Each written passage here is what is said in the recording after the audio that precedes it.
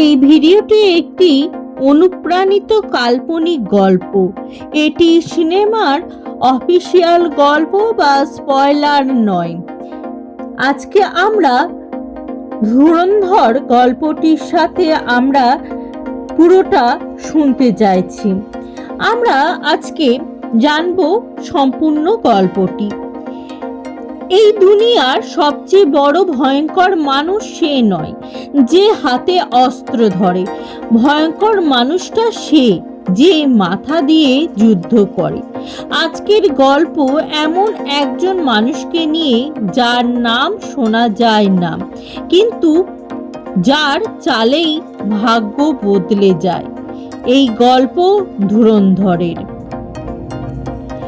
শহরের ভিড়ের ভেতরে এক সাধারণ মুখ, নাম অর্জুন মালহোত্রা, যিনি রণবীর সিং এই পাঠটি করেছেন। লোকের চোখে সে কিছুই না, না নেতা, না গুন্ডা, না বড় ব্যবসায়ী, কিন্তু বাস্তবে অর্জুন জানে সিস্টেমের প্রতিটা দুর্বল জায়গা। রাজনীতি, মিডিয়া, কর্পোরেট আর অপরাধ সবকিছুর মাঝখানে দাঁড়িয়ে সে শুধু একটাই কাজ করে, চাল চালা। অর্জুন কখনো সামনে এসে লড়ে না। সে লড়াইটা এমন জায়গায় নিয়ে যায় যেখানে শত্রু বুঝতেই পারে না যুদ্ধ শুরু হয়ে গেছে। এই শহরের অন্ধকারের আর একটা নাম আছে, বীর প্রতাপ সিং, যেটা অভিনয় করেছে অক্ষয় খান্না। ঠান্ডা মাথার, নিঃশব্দ, ভয়ঙ্কর একটা মানুষ। সে চিৎকার করে না, হুমকি দেয় না, সে শুধু মানুষকে ব্যবহার করে। বীর প্রতাপ শক্তি দেখিয়ে রাজত্ব হয় না অর্জুন। মানুষকে ভয় আর লোভ, এই দুটো দিয়েই দুনিয়া চলে। অর্জুন আর বীর এই দুজনেই জানে এই লড়াই বন্দুকের নয়, এই লড়াই মস্তিষ্কের লড়াই। চালের ওপর চাল। শহরে একের পর এক ঘটনা ঘটতে থাকে। একজন নেতা ধরা পড়ে, একটা বড় কোম্পানি ধ্বংস হয়ে যায়, মিডিয়া ভুল খবর ছড়ায়। সবাই ভাবে এই সবই বীর প্রতাপের কাজ, কিন্তু বাস্তবে প্রতিটা ঘটনার পেছনে অর্জুনের একটা অদৃশ্য চাল রয়েছে।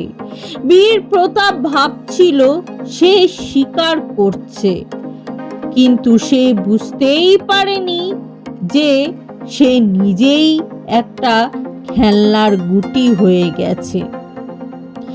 একদিন সমস্ত প্রমাণ এক জায়গায় এসে পড়ে। বীর প্রতাপ বুঝে যায় সে যে দাবা খেলছিল বোর্ডটাই ছিল অর্জুনের। সে রেগে যায়, অর্জুনের মুখোমুখি হয়। বীর প্রতাপ, তুই কে রে? নিজেকে ভগবান ভাবছিস? অর্জুন তখন শান্ত স্বরে বলে, না, আমি ভগবান না।